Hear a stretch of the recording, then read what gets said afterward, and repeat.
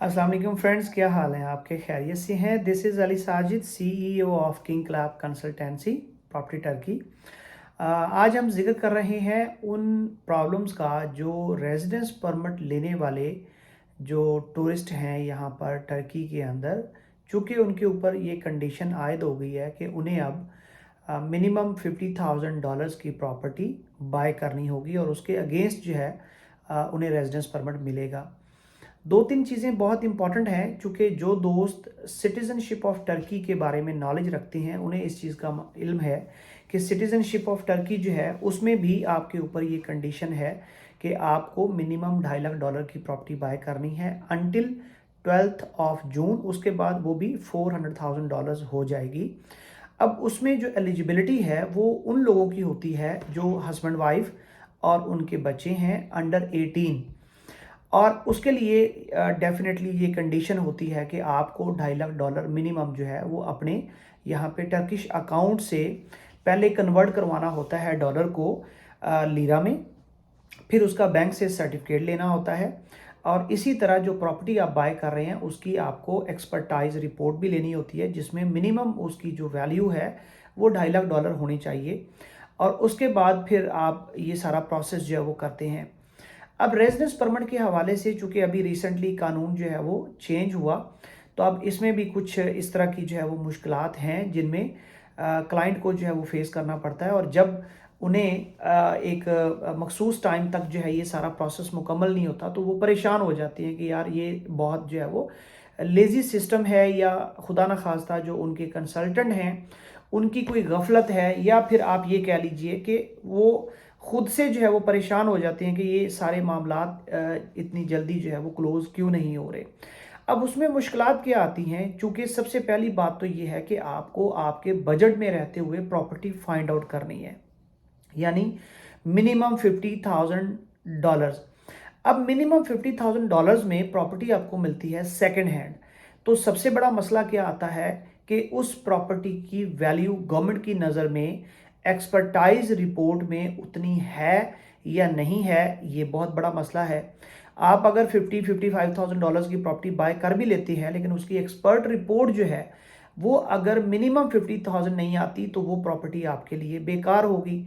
अब सबसे पहले ये है कि आपको अपने मुताबिक साइज़ ढूंढना है कि 2+1 चाहिए, 3+1 चाहिए, लोकेशन ढूंढनी है, फिर उस अपार्टमेंट के अंदर, उस बिल्डिंग के अंदर और उस एरिया के अंदर जो आपको फैसिलिटीज़ हैं वो ढूंढनी होती हैं, मस्जिद, स्कूल, मार्केट, हॉस्पिटल, ट्रांसपोर्टेशन, ये जो इंपॉर्टेंट फैक्टर्स हैं उनके बारे में आपको जो है वो देखना होता है। अब ये सारी चीज़ें जब पूरी करके आप प्रॉपर्टी फाइंड आउट करके आप उसको फाइनलाइज करते हैं तो फिर सेकंड प्रॉब्लम आ जाता है एक्सपर्टाइज वैल्यू का। अगर वो पूरी नहीं आती है तो फिर जो है वो सारी पिछली आपकी मेहनत जो है वो ज़ाया हो गई।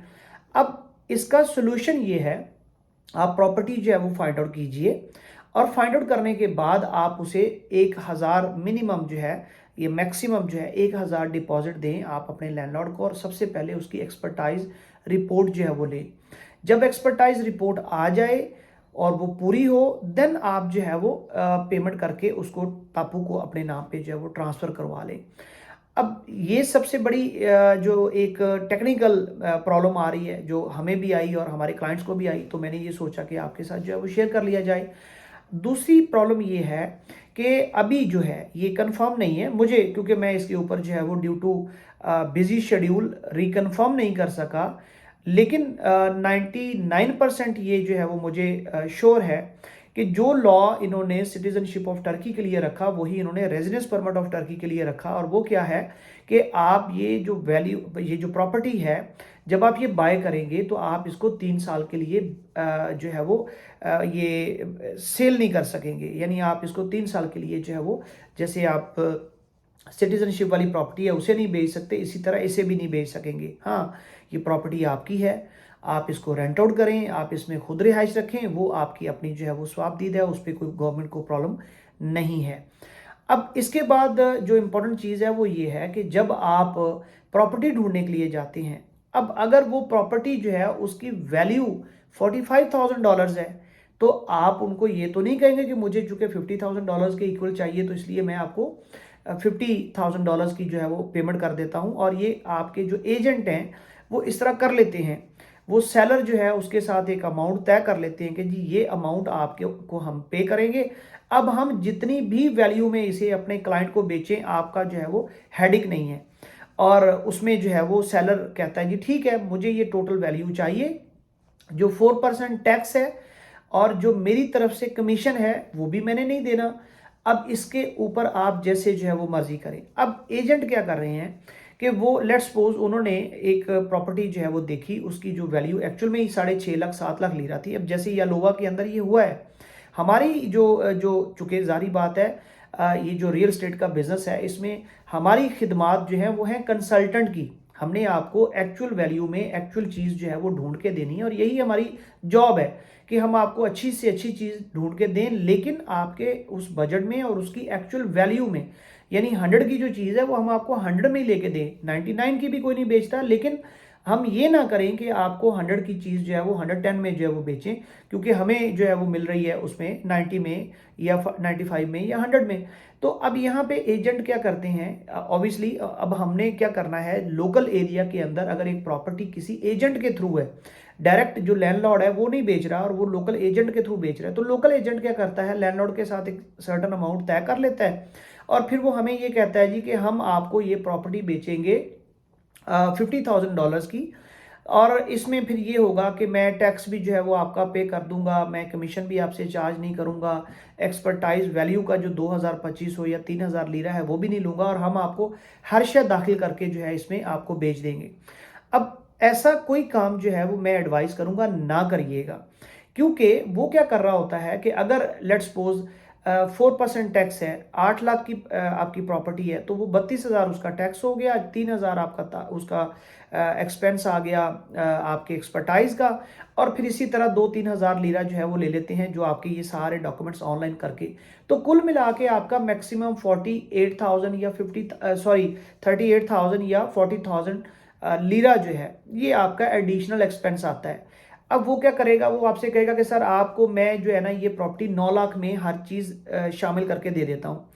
बेचने वाले के साथ उसने तय किया होगा कि मैं जी 8 लाख में आपको दूंगा और बाकी ऊपर वाले सारे खर्चे जो है वो मैं बाइंग पार्टी से करवाऊंगा। अब 8 लाख में उसने आप पीछे तय किया, 840 उसको टोटल कॉस्ट पड़ेगी और 60,000 लीरा वो आपसे बचाने की कोशिश करेगा, जो सरासर सरासर सरासर ज्यादती है, सरासर जुल्म है। और मैं आपको एक और चीज़ बताता चलूँ, जो यहाँ पर न्यू प्रोजेक्ट्स हैं उनके जो मार्केटिंग कंपनीज हैं या उनके जो डेवलपर्स हैं, उन्हें इस चीज़ का अंदाज़ा हो गया है कि बिजनेस कैसे करना है, यानी फेयर बिजनेस कैसे करना है। जो पुराने घर हैं वो चूंकि लोग जो है वो जो बेचने वाले हैं वो प्रॉपर बिजनेस तो कर नहीं रहे, वो तो अपनी ज़रूरत के लिए बेच रहे हैं, उन्हें पैसा चाहिए। लेकिन जो एजेंट हैं, एजेंट भी अनफॉर्चुनेटली ये देखते हुए कि ये इंटरनेशनल बायर है तो इसके जो है ना वो मतलब इसकी खाल उतार लो, तो इस तरह के मामला जो लोकल एजेंट हैं वो पुरानी प्रॉपर्टीज़ में बिलखुसूस ये जो है वो कर रहे हैं। तो अब मैं जो बेसिकली इस वीडियो का पर्पस था, एक तो ये जो करंट सिचुएशन जो हमने फेस की वो अपना एक्सपीरियंस आपके साथ जो है वो शेयर कर रहे हैं। सेकंड, आपको ये एडवाइस कर रहे हैं कि आप बहुत टॉलरेंस के साथ, बड़े पीसफुल माइंड के साथ और बहुत कंफर्टेबल और रिलैक्स होके आप जो है वो प्रॉपर्टी ढूंढें। और उसके लिए मैं एडवाइस ये करूँगा कि सिंपल वो फैमिली मेंबर यहाँ पर तशरीफ लेके आए जिन्होंने प्रॉपर्टी बाइंग का डिसीजन लेना है, जो डिसीजन मेकर्स हैं। पूरी फैमिली को ना लेके आए, पूरी फैमिली लेके आएंगे, अब आपको होटल के अंदर अकोमोडेशन का, फूड का, ट्रांसपोर्टेशन का वो जो एक कॉस्ट है, ज़्यादातर आपको पता है कि एक्साइटेड होते हैं कि चलें ठीक है जी हम घूम फिर लेंगे, आप प्रॉपर्टी ढूंढ लीजिएगा। लेकिन मैंने यहाँ पे देखा है जब लोग यहाँ पे तशरीफ़ लाते हैं, वो जो घूमने फिरने का शौक़ है ना, जब वो राहत जो है वो जहमत में बदलती है ना, तो फिर वो सारा कुछ जो है उजलत में कर रहे होते हैं, जल्दबाजी में कर रहे होते हैं और वो नुकसान वाला फैसला जो है वो कर रहे होते हैं। और हमें भी उसमें प्रॉब्लम ये आती है कि जब हमारा क्लाइंट कंफर्टेबल नहीं है, वो एक अच्छा फैसला कभी नहीं कर पाएगा, वो फिर जो है वो खुद भी परेशान होगा और हमें भी परेशान करेगा। और उनके जो छोटे छोटे मसाइल हैं, ट्रांसपोर्टेशन का, घर रेंट पे लेने का, खाने का, छोटी छोटी चीज़ें, बिलीव मी, इस्तांबुल कार्ड का ट्रांसपोर्टेशन में अगर जाना है जी कौन सी बस जाए, वो हमारे लिए भी, चूँकि हमारा टाइम भी बहुत कीमती है, सर्विसेज के अंदर सबसे इंपॉर्टेंट चीज़ टाइम होता है, हमारा टाइम ही बिकता है। और वरना हमारे पास कोई प्रोडक्ट तो है नहीं। तो हमने अपने टाइम को बहुत कॉन्शियसली जो है वो कंज्यूम करना होता है। और ऑब्वियसली अगर हम 3% चार्ज कर रहे हैं कमीशन या 2% चार्ज कर रहे हैं, 8 लाख की प्रॉपर्टी है, तो हमें तो 16,000 या 24,000 लीरा जो उसमें से टोटल कॉस्ट यानी प्रॉफिट जो है वो आना है। अब उसको अगर हम कैलकुलेट करें, एक प्रॉपर्टी को फाइंड आउट करते हुए हमारे 3-4 चक्कर लग जाए, आप बिलीव करिए एक चक्कर के अंदर जो है एक दिन का यानी एक प्रॉपर टूर होता है। तो एक दिन में हमारी जो कॉस्ट है, जिसमें ट्रांसपोर्टेशन है, पेट्रोल डीजल की कंजम्पशन है, और उसके बाद जो है वो लंच या ब्रेकफास्ट है, और जो एंटरटेनमेंट बाकी चाय शाय की होती है, टोटल अगर हम कैलकुलेट करें तो मिनिमम 1500 लीरा और मैक्सिमम 2000 लीरा। चूँकि हमारा ऑफिस इस्तांबुल में है और हमने यालोवा जाना है, और यालोवा के अंदर कोई ऐसी कंपनी है नहीं जो मैं ये समझता हूँ कि ट्रस्टवर्दी है, जिसे हम कहें कि जी ठीक है आप डायरेक्टली वहाँ पे चले जाएं और आप उनसे ले लें, क्योंकि हमें तो ये बिलीव है कि जो रिस्क हमारे मुकद्दर का है वो हमें मिलना है। अब 1500 2000 लीरा एक चक्कर में लग गया, 3 चक्कर टोटल लगे, 6-7 हज़ार लीरा हमारा लग गया, और टाइम ऊपर से जो है वो सबसे इंपॉर्टेंट चीज़ है। और अर्न हमने किया 15-20 हज़ार लीरा, तो टोटल कैलकुलेशन करने के बाद 10-12 हज़ार लीरा जो है वो हमें मैक्सिमम बचेगा, जो कि $1000 भी नहीं है। ऑब्वियसली मतलब हर एक, हाँ, वो एजेंट जिनके ऑफिस नहीं है, जिनके स्टाफ नहीं है, जिनकी सैलरीज बिल्डिंग के जो है वो एक्सपेंडिचर्स, गाड़ी नहीं है, पब्लिक ट्रांसपोर्ट वो यूज़ करते हैं, उनके लिए 10,000 शायद जो है वो एक अच्छी एक हैंडसम इनकम होगी। हमारे चूँकि एक्सपेंसेस हैं, और ये एक्सपेंसेस हमने मीट करने हैं कहाँ से, अपनी जो सर्विस है वो प्रोवाइड करके। और सर्विस अच्छी देने के लिए फिर ये बेहतरीन है कि एक अच्छा ऑफिस हो, एक अच्छा स्टाफ हो, प्रोफेशनल स्टाफ हो, एक लग्जरी गाड़ी हो, और क्लाइंट की किसी किस्म की कोई जो है वो कॉस्ट जो है वो ना आए, और उन्हें एक अच्छी सर्विस मिले। और न सिर्फ यानी उनके पिकअप करने से लेकर, प्रॉपर्टीज विजिट करवाने से लेकर, उनके एक्सपर्टाइज, उनकी ट्रांसफ़र, उनके बिजली पानी गैस वाईफाई इंटरनेट के कनेक्शंस, उनके घर की इंश्योरेंस, तो ये ऑब्वियसली हमने A to Z उन्हें जो है वो गाइड करना है, क्योंकि हमारा जो बेसिकली आफ्टर सेल सर्विसेज है उनके ऊपर ज़्यादा फोकस होता है। प्रॉपर्टी बेचना मकसद नहीं है, प्रॉपर्टी हमने आपको लेके दे देनी है। अब आपको ऑब्वियसली उसमें सेटल होना है, तो आपको हमने लॉन्ग टर्म अपने साथ कनेक्टेड रखना है, क्योंकि कस्टमर से कस्टमर और क्लाइंट से क्लाइंट मिलता है। और ये जो सर्विसेज वाला बिजनेस होता है ये वर्ड ऑफ माउथ पे चलता है। इसमें तो आपकी सर्विस काउंट होती है, अगर आपने एक क्लाइंट को अच्छी सर्विस दी तो वो आपको आगे रेफर करेगा। और इसीलिए जो है वो हमें A to Z उन्हें बेहतरीन से बेहतरीन सर्विस जो है वो प्रोवाइड करनी होती है। तो हमने इन सारी चीज़ों को मद्देनज़र रखना है। लिहाजा ये बार बार आपको वीडियो के थ्रू मैसेज देने का पर्पज़ ये होता है कि आप ज़रूरी नहीं कि हमारी ही सर्विस लें, बेशुमार कंपनीज़ हैं, प्रोफेशनल भी हैं, अच्छे लोग भी हैं। ऐसा नहीं कि खुदा ना खास्ता जो है वो सारे बुरे लोग हैं। यकीनन बुराई जो है वो ज़्यादा प्रोमिनेंट होती है, तो वो इसलिए लगता है, वरना अच्छे लोग बहुत हैं, अच्छी प्रोफेशनल कंपनीज़ हैं। तो अब आपको ये बेसिकली इंटीमेट करने का पर्पस ये होता है कि ना आप खुद परेशानी का शिकार हों, और ना आप अपने कंसल्टेंट को परेशानी का शिकार करें। ये जो चीज़ें हैं इनको मद्देनज़र रख के, इनको प्लान करके, इनको सोच के आप तशरीफ़ लाएं, और फिर अपना जो है एक अच्छा फ़ैसला करें। ये मैं आपको ज़रूर कहूँगा कि वो मेरे दोस्त जो बांग्लादेश, इंडिया, पाकिस्तान, अफ़गानिस्तान, ईरान, वहाँ की जो आपकी लाइफ स्टेटस है, जो आपके लाइफ स्टैंडर्ड्स हैं, उनसे ये लाइफ बहुत अच्छी है। यहाँ पे जिनके पास पैसा है, अगर वो इन्वेस्ट करना चाहते हैं, उनके लिए बहुत अपॉर्चुनिटीज़ हैं। यकीनन हर्डल्स हैं, और वो हर्डल्स क्या हैं? आपको लैंग्वेज बैरियर है, आपको एक ज्योग्राफिकल यहाँ पे जो सारी चीज़ें हैं उनका नहीं पता होता, आपको मार्केट्स का नहीं पता होता, और आपको उसके लिए ज़रूरत होती है किसी लॉयल, सिंसियर और एक प्रोफेशनल जो है वो कंसल्टेंट की।